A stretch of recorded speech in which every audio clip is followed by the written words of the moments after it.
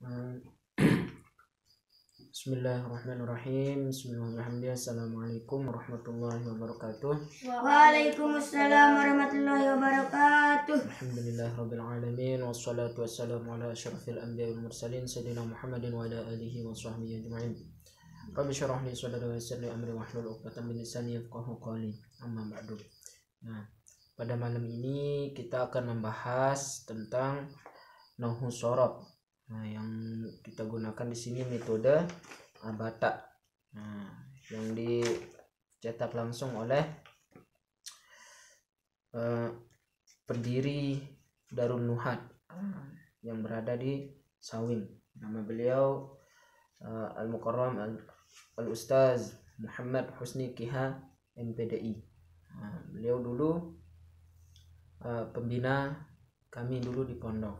Nah, jadi sekarang saya akan membahas tentang nahwu shorob berdasarkan kitab yang beliau cetak. Nah, insya Allah semoga kita mendapatkan keberkahan ilmu dari beliau. Amin ya rabbal alamin. Sebelum kita mulai, kita baca shalatun nadatain supaya belajar kita ini menjadi berkah. Bismillahirrahmanirrahim. Allahumma inna nas'aluka bika an tusalli wa tusallim ala sayyidina Muhammadin wa ala sairil anbiya'i wal mursalin wa ala alihim wa sahbihim ajma'in wa an tu'ammira nahdatal watani wa nahdatal banati li furu'ihima ila yaumiddin wa an tansurana wa taftaha alaina wa tarzuqana wa tahfazana wa taghfir lana wa li jami'il muslimin ya Allah ya Hayy ya Qayyum la ilaha illa anta. Bismillah.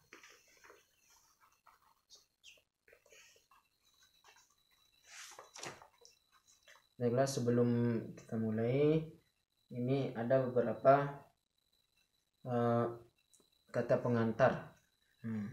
Jadi kunci untuk bisa nahwu shorob itu yang pertama adalah luruskan niat dulu. Luruskan niat untuk mengharap ridho Allah Subhanahu wa taala, bukan semata-mata untuk mengharap ridhonya manusia. Nah, itu kunci yang pertama. Yang kedua, Anda harus berani sukses. Apa itu sukses? Kepanjangan sukses adalah sukai ilmu nahwu, selalu murojaah, istiqomah minimal 1 tahun. Jadi belajar ilmu nahwu itu minimal 1 tahun. Kemudian sungguh-sungguh, tanpa sungguh-sungguh nggak bisa paham dengan ilmu nahwu ini. Jadi harus sungguh-sungguh. Setiap rumus abata, jadi di sini rumusnya itu namanya abata. Apa itu abata? A itu amil-amil. Amil dan ma'mul, ba itu bagian-bagian kata, ta itu tanda i'rab. Masing-masing dihafal dan dikuasai selama 10 hari. Bisa kan? Dihafal selama 10 hari. Sehingga dalam waktu 1 bulan kitab abata bisa dikhatamkan. Kemudian yang keempat, setiap hari Anda harus memiliki hafalan baru dan wajib murojaah hafalan yang sudah ada setiap selesai sholat dan di waktu luang. Jadi tanpa sering murojaah ilmu nahwu ini sulit akan bisa dipahami. Nah, kuncinya itu sering murojaah dan terus menambah hafalan. Yang kelima, belajar nahwu pada 1 guru. Bila belum mahir, jangan pindah dulu. Jadi yang dianjurkan itu di sini belajar sama 1 guru. 1 guru dulu. Kalau sudah mahir, baru bisa ke guru yang lain. Kalau masih belum bisa ilmu nahwu shorob, jangan semua guru dimasukin, ntar bingung jadinya. Itu yang menyebabkan sulit bisa, karena masing-masing guru itu ada metode tersendiri. Makanya ini fokus di 1 guru baru bisa pindah. Baiklah, kita akan mulai dengan pembacaan syairnya dulu. Pemanasan. Ini kita akan pemanasan bersama para santri di sini. Ayo, bismillahirrahmanirrahim. Dahulukan adab dulu baru ilmu, sebab ilmu tanpa adab bagai kalbu jaga adab.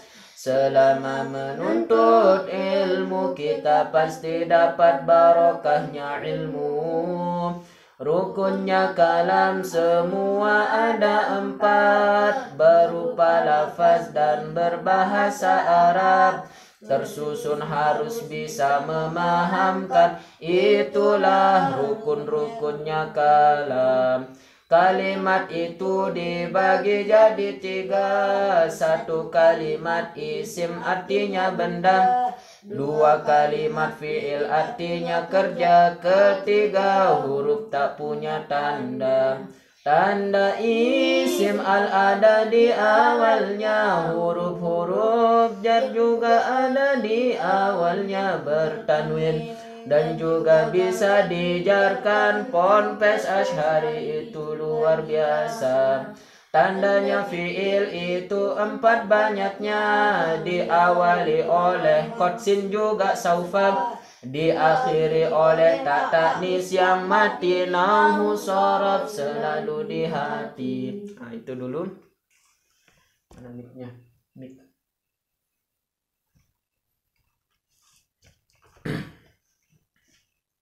Cari.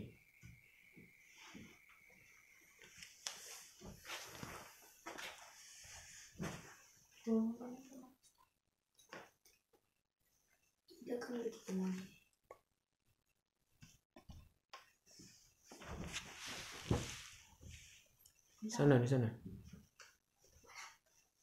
Nah. Ini akan ditanya.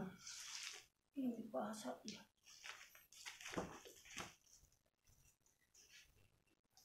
Ya. Sekarang kita akan bahas pembahasan pertama dari ilmu nahwu shorof.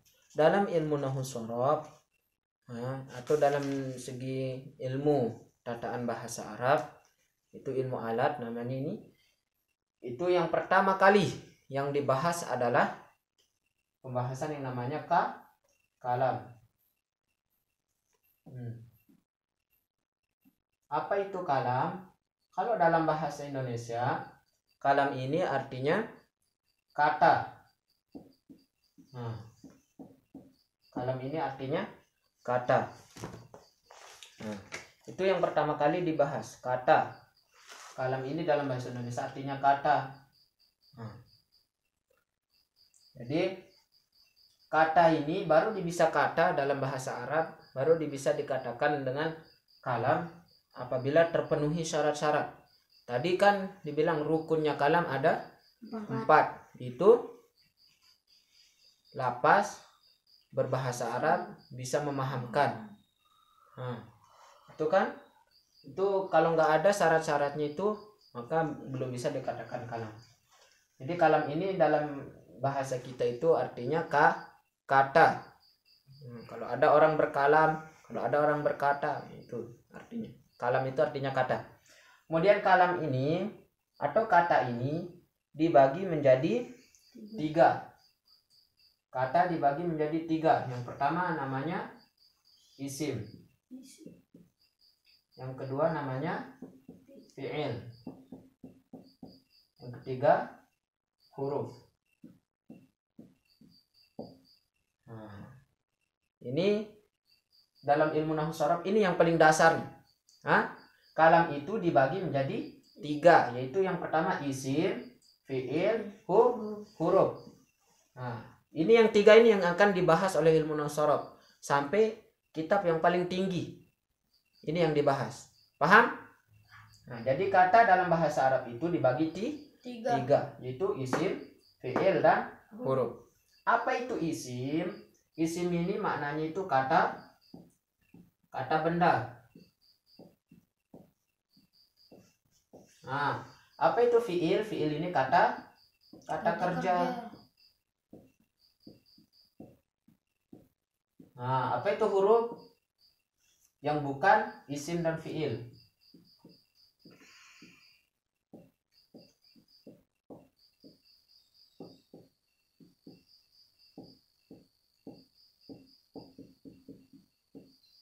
Yang bukan isim dan fi'il. Cuma ini yang dibahas dalam ilmu nahwu shorof. Yang 3 ini. Kalau kata, misal yang kita bahas bahasa Arab ini. Kalau misalkan kata tersebut bukan isim, maka dia fi'il. Kalau bukan isim dan fi'il, maka dia huruf. Kalau bukan huruf dan isim, maka dia fi'il. Jadi sekarang kita akan bahas tanda-tandanya. Gimana cara kita mengenal mana itu isim, mana itu fiil, mana itu huruf? Yang pertama kita bahas tanda-tanda isim. Tanda-tanda isim pertama. Dalam kitab ini, tanda-tanda isim yang pertama adalah diawali oleh alif lam.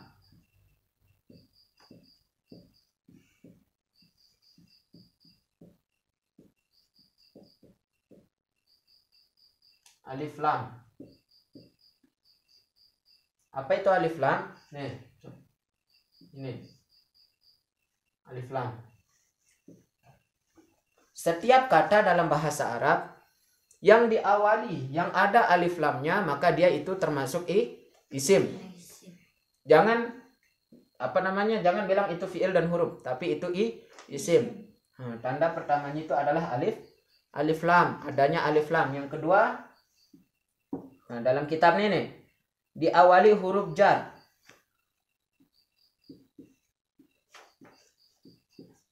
Huruf jar.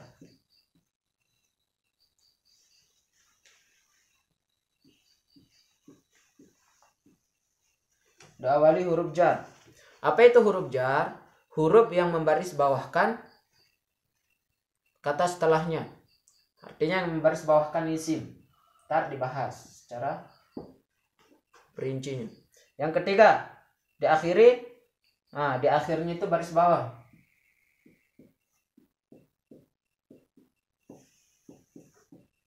Baris bawah.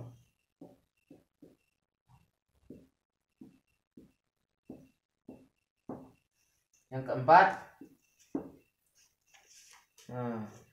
keempat, di akhirnya bertanwin.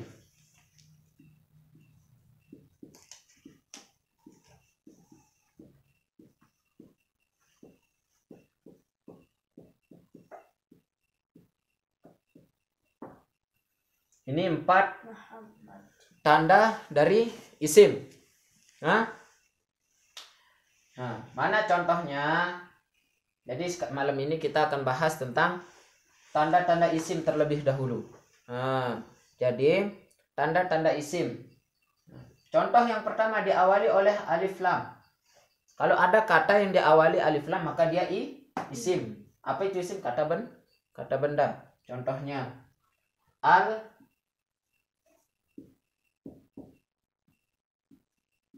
Qur'anu.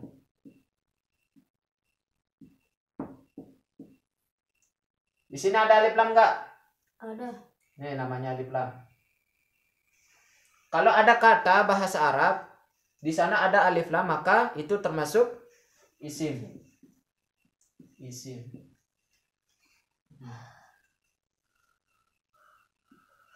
Kata ini termasuk isim. Dari mana kita tahu dia itu isim? Karena di awalnya ada alif lam. Sedangkan alif lam ini adalah tanda isim. Ini tandanya. Yang 4 ini. Tanda-tanda isim ini. Kalau ada salah satunya ini dari yang 4 ini maka dia termasuk isim. Al-Qur'anu, isim fi'il atau huruf? Itu isim. Dari mana tahu? Karena ada alif lam. Paham ke? Kemudian selanjutnya diawali huruf jar. Mana itu huruf jar? Coba lihat dalam kitabnya. Min, wa ila, wa an, wa ala, wa fi, wa ruba, wal ba'u, wal kafu, wal lamu. Semuanya ini huruf fungsinya apa? Yang membaris bawahkan akhir. Yang membaris bawahkan akhir kata. Misal, kalau Al-Qur'anu. Kalau Al-Qur'anu ini dimasuki oleh huruf jar, gimana bunyinya? Fil, tambahkan fi. Ada fi di sana di huruf jar, ada kan? Wa fi. Apa arti fi? Di dalam. Fi artinya di dalam.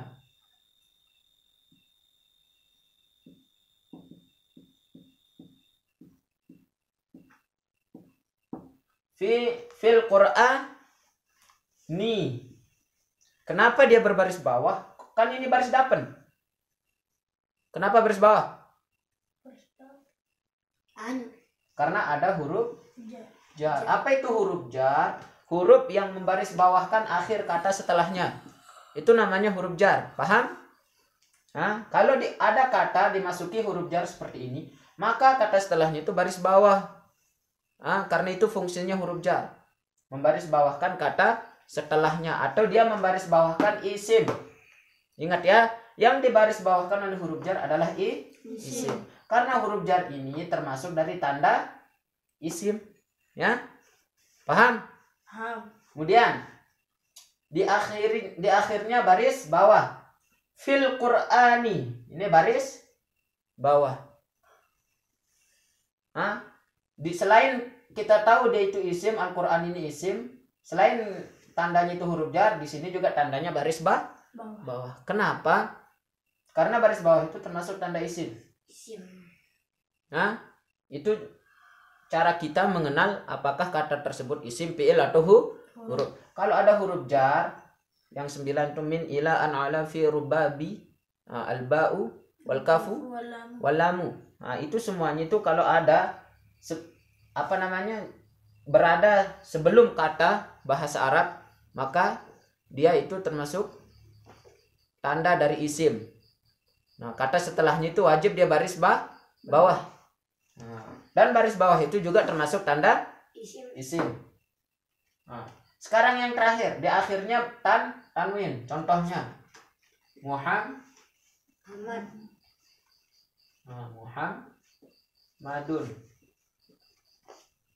Apa itu tanwin nih? Muhammadun. Kalau ada kata yang diakhiri oleh tanwin, di akhirnya itu baris 2. Kalau dalam ilmu tajwid itu, dalam bahasa kita itu artinya dia baris 2. Baris 2 atas, baris 2 bawah, baris 2 dapen. Itu namanya tanwin. Dhammatain, fathatain, kasratain. Itu namanya tanwin kalau dalam ilmu tajwid. Ini juga dalam ilmu nahwu shorof, tanwin ini dia itu sebagai tanda dari isim. Kalau ada kata yang bertanwin maka dia termasuk isim. Apa itu isim? Kata benda. Paham? Ini maknanya isim. Sekarang saya buatkan contoh. Tebak dia isim, fi'il atau huruf. Nih, contoh kata-kata Zaidun. Zaidun di sini isim, fi'il atau huruf? Isim. Isim. Dari mana tahu? Ada tanwin. Tanwin itu kok bisa tahu dari tanwin? Karena tanwin itu termasuk dari tanda isim. Nih, lihat tandanya. Jangan ngarang-ngarang ya. Lihat tandanya. Jangan asal sebut. Tandanya lihat. Zaidun ini ada tanwin atau enggak? Ada. Mana? Di akhir kan? Kalau ada kata di akhirnya itu bertanwin, maka dia termasuk isim, bukan fi'il, bukan huruf. Paham? Sebutkan contoh lagi.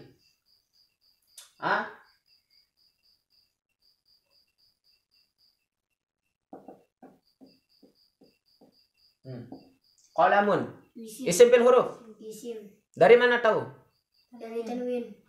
Karena di sini ada tandanya tanwin. Ini cara kita mengenal itu isim, fi'il atau huruf. Secara sederhananya, setiap kata yang di akhirnya itu ada tanwin maka itu termasuk isim. Misalkan ala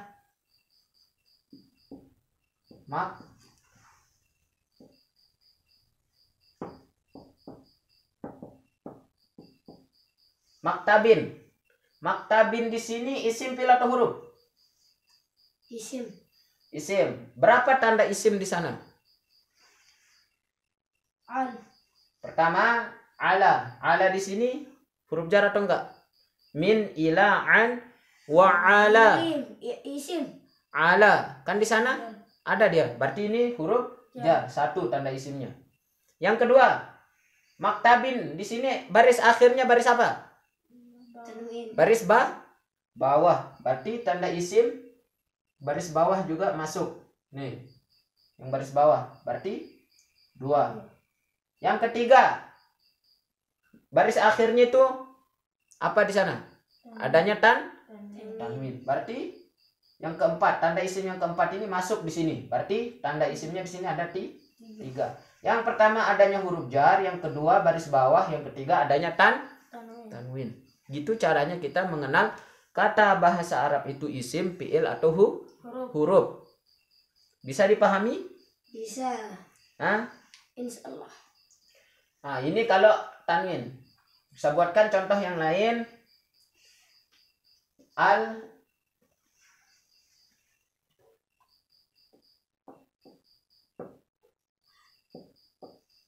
Al-masjidu.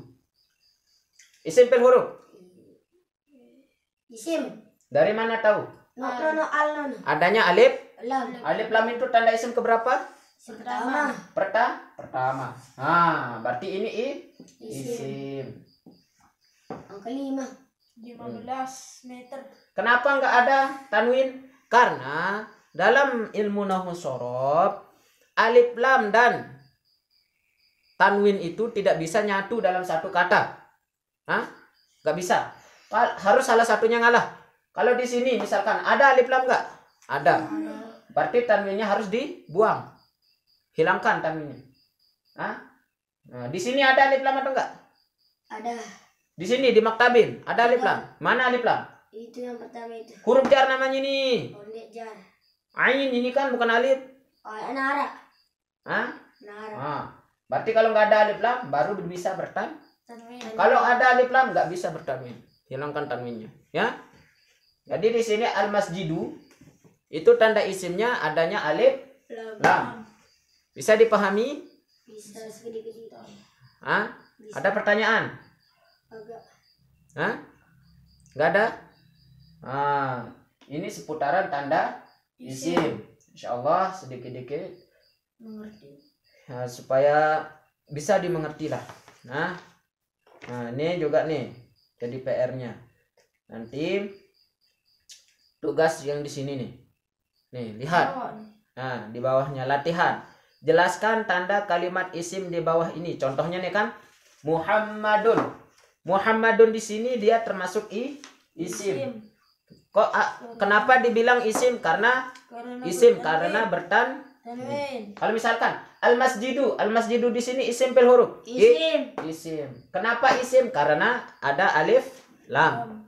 Sebutkan tandanya ya. Alasannya di alasannya itu tempatnya nulis tandanya. Kemudian fil Qur'ani. Fi di sini Al-Qur'ani di sini kenapa dia? Apakah dia isim fil atau huruf? Al-Qur'an. Isim fil atau huruf? Isim. Isim. Kenapa isim? Karena ada huruf jar. Cukup satu sudah walaupun 3 tandanya, ya. Karena ada huruf jar. Paham? Wallahu subhanahu wa ta'ala alam. Cukup sedikit-sedikit saja. Semoga bisa dipahami apa yang saya sampaikan dan semoga ilmu kita menjadi ilmu yang barokah, bermanfaat dunia dan akhirat. Bismillahirrahmanirrahim. Bismillahirrahmanirrahim.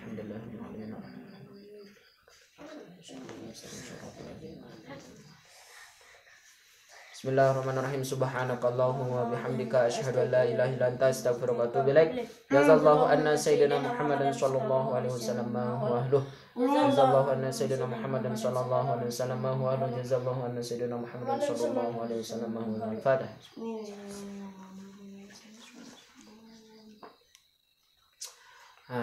Sekian hanya ini yang bisa yang sampaikan. Insyaallah besok kita lanjutkan lagi pelajaran nahwu shorofnya. Semoga bagi yang menonton semoga bisa dipahami makna dari materi-materi yang dijelaskan tadi. Kalau misalkan ada kata-kata yang menyinggung perasaan mohon dimaafkan, dan jangan lupa like, share Dan komen, subscribe. Sekian, wallahul muwaffiq wal hadi ila sabil rasyad. Wassalamualaikum warahmatullahi wabarakatuh.